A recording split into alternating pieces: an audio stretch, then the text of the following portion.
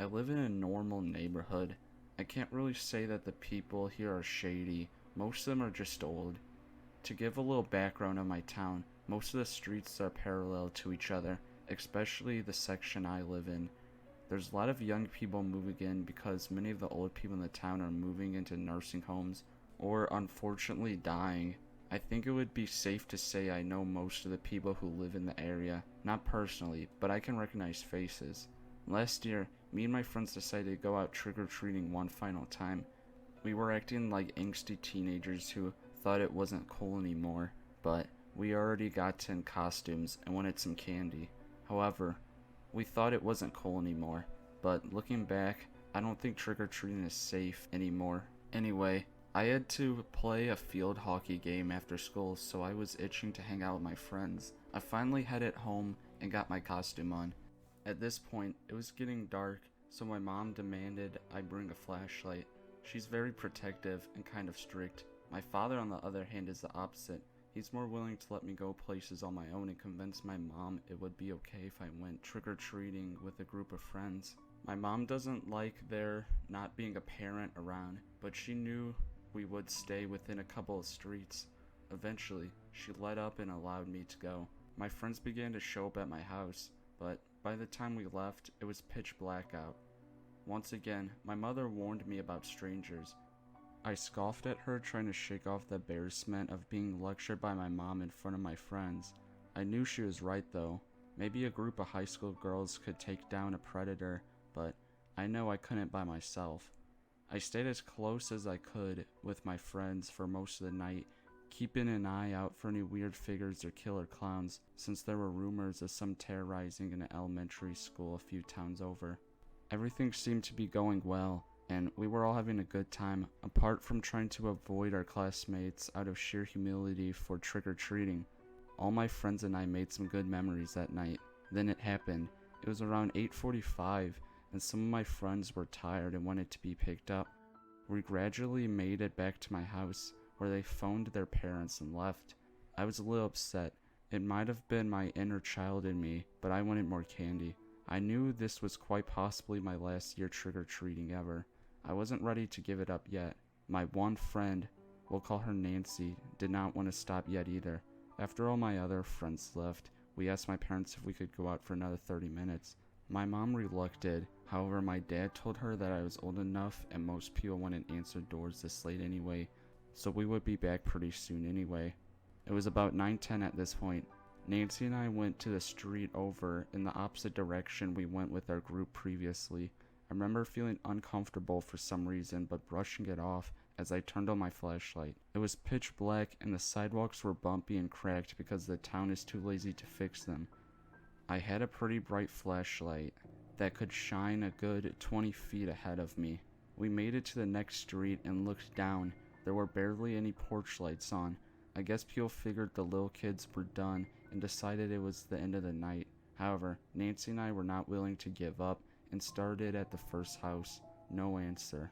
Okay, so we went across the street to a house that had a porch light on. No answer from that house either. I still wasn't willing to stop though. We tried a few more houses and got no answers. Nancy suggested we try 3 other houses, and if no one answered, then we would go back to my place. I agreed, sadly knowing that no one would give us candy this late into the night, and that this would be the end. That's when I saw him out of the corner of my eye. It was a black figure walking down the road towards the house me and Nancy were standing at. He was wearing all black with his face down and a hood over his head. Something about him made my stomach lurch. I discreetly pointed at him to Nancy. She said she saw him a few houses before, just turning onto the street. This made me feel even more uneasy. Quickly he began to approach us, with his head down and his hands in his sweatshirt pocket. Looking back, who knows what he could have been hiding in there. The street was dead quiet except for me and Nancy, so he must have heard us. I instructed for us to go to the house across the street to make it seem like we were trick-or-treating and never noticed the man. We went to the house and knocked on the door. I was secretly praying someone would answer so the man could not get near, but no one did answer. I was really freaking out now. I turned back around and he was still walking on the street in front of the house right next to us. Then I realized he had crossed the street too. He was right by us. A wave of panic overtook me. I grabbed Nancy's arm and sprinted to the house he had just passed. Then, he circled around and began following us in the same direction. I knew I had to do something. He began walking faster and faster towards us. Nancy and I sprinted for it. There's a good amount of space between this street and mine, but I was on track and was willing to do anything to get away from this psychopath. He didn't run, but when I finally looked back, I saw him quickly walking the same way, still with his head down. From what I could tell, he seemed fairly young, maybe in his early 30s. I didn't recognize anyone like this from the area. Nancy and I were still running though.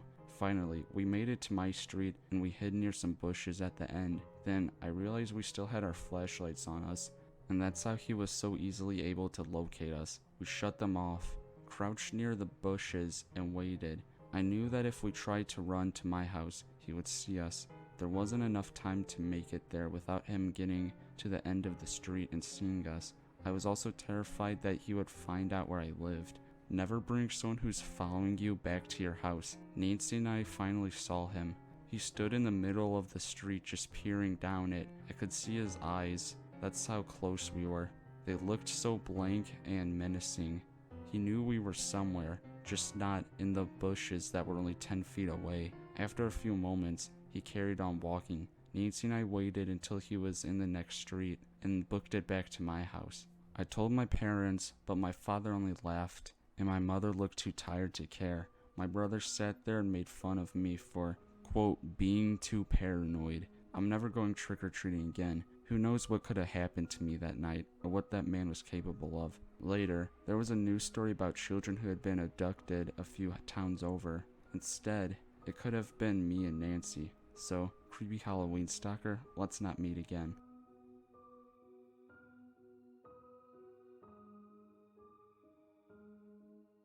First time posting on Reddit. I had a strange unsolved experience as a kid that's been on my mind a lot recently, and decided this is a place to share. The first half of the story takes place on Halloween of 1991. Quick bit of background. I was a 7-year-old boy at the time, and my sister was only a few months old. I lived in Long Island, New York, on the border of the area that kind of acted as an unspoken separation between the more affluent area and the lower income, quote, hood area. My dad owned a bar across the street from the train tracks that was extremely popular in the 80s and was still riding the tail end of that boom. My father did very well for himself. My father and his business were known around town. I think this may have to do with what happened. He eventually squandered everything on a heroin addiction, but that's a different story. And for the record, I have nothing but love and respect for him despite this. So it was Halloween. My mom was working the night shift at my dad's bar. My sister was home with a teenage babysitter. My dad taken me and my friend trick-or-treating. This was the first year I was able to go out at night, so I was super stoked. When we get home, there are cops at my house. The babysitter is crying, and my mom came home early. Earlier, the sitter was alone with my sister. She got a phone call from an unknown woman asking to speak to Little, and then she said my name. She said I was not there, and the woman stated that she had a gift for me and would call back. This woman called back a few times saying something similar, and she had began to insist that she was going to come deliver her gift. Eventually she called and said to look into the mailbox. This is when the sitter called the police. The police found a pirate skull Halloween decoration that would talk and shake when you clapped, as well as several candy bars. My whole family was really bugged out by this. I was scared, but also kinda liked the skull thing, and convinced my parents after much protest to let me keep it. My parents were for a few weeks after that on edge. They hated the toy. They tried to work with the police, but there wasn't much they could do, and the whole thing kinda went cold. Fast forward to the following summer, 1992. My best friend and I decided to have a car wash in front of his house, which was diagonally across the street from my house. We had out buckets, soap, a hose, and a sign. You get the picture. This black car rolls up, and it was a 1980s Crown Vic or something that looked like that. One of those big cars that steers like a boat. Rolls down the window, and there's a woman sitting in the driver's seat. She has short white hair. I told my parents she was old because of the hair, but looking back, she could have been young as 40. She says, "Hi, my name. Do you know who I am?" I said, "No." She goes, "I'm the one who gave you those nice presents on Halloween." My jaw drops, and I freeze up and just start staring at her. Then, like something out of a movie, she begins to laugh manically, and then speeds off. I ran home and told my parents. That was the end of it, and they never figured out who it was. My father has speculated that this person may have believed that he was wealthy and maybe was trying to get a ransom. Maybe she was a scorned ex-lover. I don't know. I've speculated many things, but will likely never know at this point. Also, I'm now 35, and this was a lifetime ago. Sorry if this story has an underwhelming payoff at the end, but it has bugged me for years, and I wanted to share it. In the past year, I've had several of my dad's old friends find and reach out to me on Facebook. My dad and I have the same name and face, so I was easy to find. 2 of them were women. One of them made me a little uncomfortable because she kept pushing to hang out, and she's a lot older than me. Like, go to the bar, hang out. I said no, of course, but she asked a lot of personal questions. That's what brought the story back to the forefront of my mind. I'm getting a weird feeling in my gut that this woman, or the other one that found me on Facebook, is the same woman that stalked me as a child. That thought gives me a chill, but I would really like to know who the person was and why they stalked me.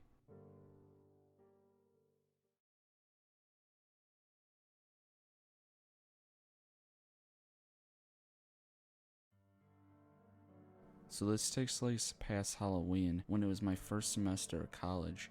I'm a freshman female. This was Halloween. While my amazing roommate was getting drunk and partying with my ex-friends for the 100th time, I was alone and bored in my dorm room. Granted, I didn't want to risk the chance of COVID, but I couldn't stand being in that damn room any longer. To hell with it, I wanted to party. So I start looking around on my phone. I forgot how exactly I came across her, but a girl who's a self-proclaimed freshman invited me to a group of 10 people to this party her, quote, friends were throwing. Social distanced and everything, she promised us. Luckily, my couple of friends wanted to jump this party. Granted, we social distance and wear masks. The girl sent us the address and told us to tell the people there Monica invited us. Well, that's where things got weird. One of my ex-friends decided, screw it, let's not wait any longer for us to get ready. Granted, I was still putting on my makeup, and went to the party himself. When he got there, he did exactly as, quote, Monica said, and the guy there refused to let him in and called him a slur. Granted, this ex-friend was a little weird, so we thought, hey, what the heck? We'll just leave if we sense something is off. After driving there in my friend Steve's car, my friend and I, Mary, got out of the back seats and were instantly dumbfounded. Like we weren't certainly expecting a castle or anything, but this place was a literal dump, and the neighborhood was extremely dirty and dark. Well, even though we got the creeps from the place, we did just spend 30 minutes getting there, so screw it. We walked to the door, and this guy who is absolutely plastered and on at least 3 different drugs answers. We tell him we're Monica's friends. Confused, he looks at Mary and I and just silently nods and opens the door for us to come in, ignoring Steve completely. Well, what met us certainly was not what we expected. There was about 20 frat guys huddled around a table filled with booze and drugs, silently watching a girl, the only female there, mind you, dancing. No masks, no nothing. We were the only ones wearing them. Confused and horrified, we silently head down a huge black staircase that was smack dab in the middle of the cramped, quote, living room. What greeted us was not another group of people or Monica and her friends that supposedly invited us. Instead, I kid you not, at least 8 black locked doors that looked like they came from a Saw movie or something. After trying one of the doors, Steve looked in horror as one of the adjacent doors slowly opened. What looked like 2, at least middle-aged greasy men came crawling out, looking at Mary and I in a weirdly perverted way, unlocking and entering one of the numerous doors. We could only watch in horror as another, quote, bouncer-looking man came in out of nowhere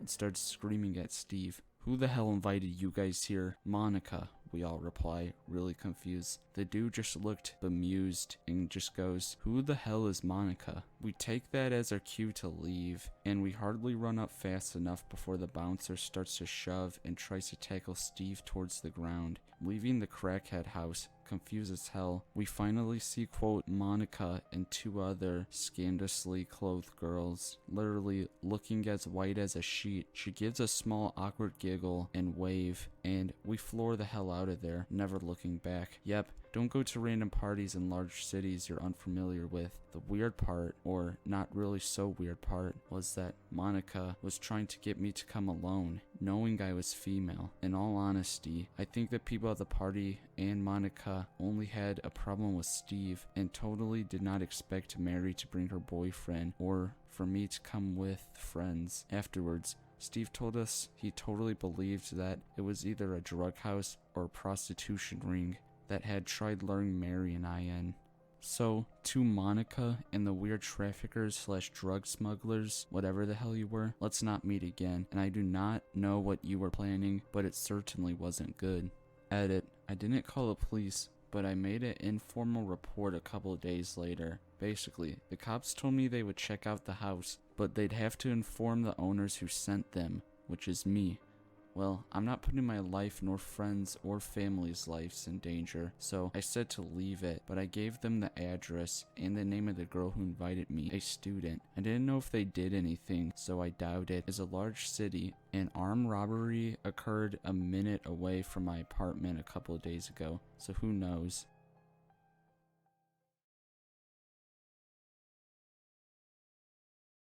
This incident happened to me last year on Halloween. My brother and I were home alone since our parents had gone out to a Halloween party. They had tasked us with handing out candy to the trick-or-treaters. This bumped my brother and I out because we had made plans to go trick-or-treating with a few friends. Our parents told us that we were too old to still be trick-or-treating and that we could instead invite our friends over to the house to hang out there. My friends declined my invitation to come over because they still wanted to go trick-or-treating, so that left me home alone with my brother handing out candy.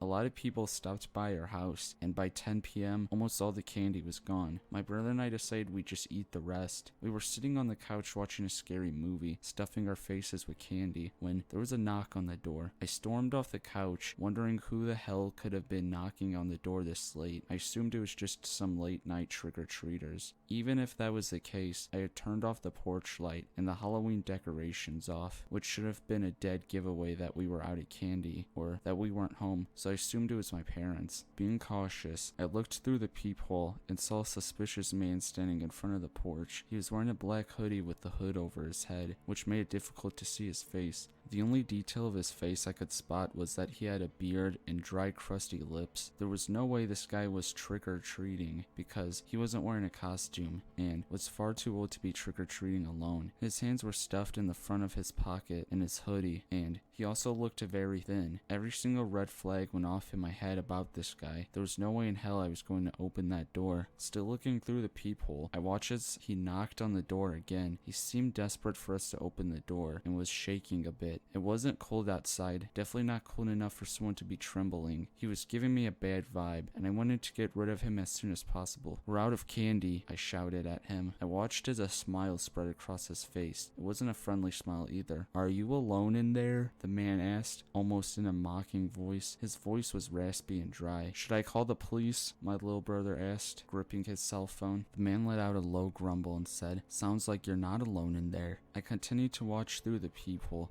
His hands were still wedged tightly in his pocket, and he was still shaking a bit. I began to wonder if he was armed. I decided to take action and spoke to him in a more intimidating voice. "Get the hell away from my house or I'll call the police," I shouted. His smile faded, and he bared his teeth. His teeth were piss yellow, and I concluded that he was probably some homeless crackhead. He had a look of fury plastered on his face. Fortunately, he left without trying to break in, probably because he knew I wasn't messing around with him. I didn't stop watching him through the peephole until I saw him completely off our property. My brother and I breathed a sigh of relief and decided not to call the police. My brother and I were a bit paranoid after this and watched TV until our parents came home. We didn't tell them about the man, since he hadn't really tried to harm us. Now when I think back to this, I wish we had called the police, because maybe we could have prevented a murder. You see, the next day we found out that the elderly woman who lived a few houses down from us had been brutally murdered. Her neighbor had found her lying in the front porch, covered in blood, lying on her front porch. She had been stabbed multiple times in the chest and back. My brother and I immediately knew who had done it, and we told the police what we knew. They couldn't do much from the information we had given them, since we haven't seen many details of his face. They went out on a hunt for the man, but they never caught him. I blame myself for that poor old lady's murder, because I could have prevented it from happening just by calling the police.